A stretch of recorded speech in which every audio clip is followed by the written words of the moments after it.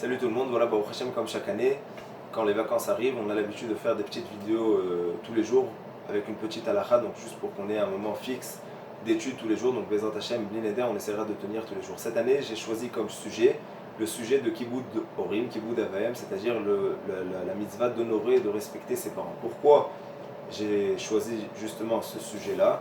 Puisque, Baruch Hashem, je pense que vous êtes conscient du sacrifice que vos parents font pour vous en vous envoyant donc loin de la maison, déjà un sacrifice émotionnel et en plus un sacrifice matériel en vous payant tout ce qu'ils payent pour que vous puissiez avoir, Bezrat Hashem, votre diplôme et une parnassa tout au long de votre vie. Donc on va commencer aujourd'hui par une petite introduction. La Gemara dans Masechet Kiddushin, traité Kiddushin, nous raconte qu'un jour les sages cherchaient une pierre donc pour le éphod, les pierres que le Kohen Agadol mettait sur soi tout au long de l'année. Il leur manquait une pierre et cette pierre-là valait beaucoup d'argent. Et ils sont arrivés chez un goy qui s'appelait Dama ben Natina, donc Dama le fils de Natina, en lui proposant une somme astronomique pour payer justement cette pierre-là.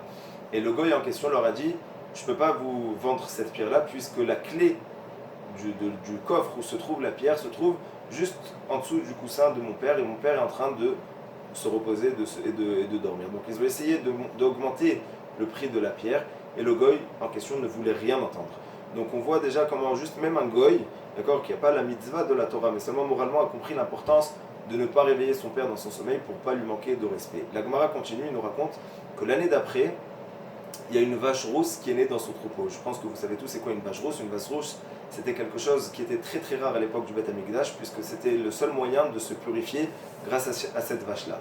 Et en arrivant donc l'acheter, ils revoient donc le même goy en question de l'année dernière, et ils lui disent, le goy leur dit: écoutez, je peux vous demander la somme que je veux pour cette vache, et je sais très bien que vous allez la payer, mais moi je suis quelqu'un de correct, je demande seulement que vous me payiez ce que j'ai perdu en ne pas vous vendant la pierre de l'année dernière. Donc on voit la petite morale qui est très simple, c'est qu'on voit qu'Akadosh Baruch Hu, même quand il nous ordonne de faire une mitzvah qui est écrite dans la Torah, quand on l'a fait, Akadosh Baruch Hu, mis à part le fait qu'on a fait ce qu'il nous a demandé, en plus il nous récompense.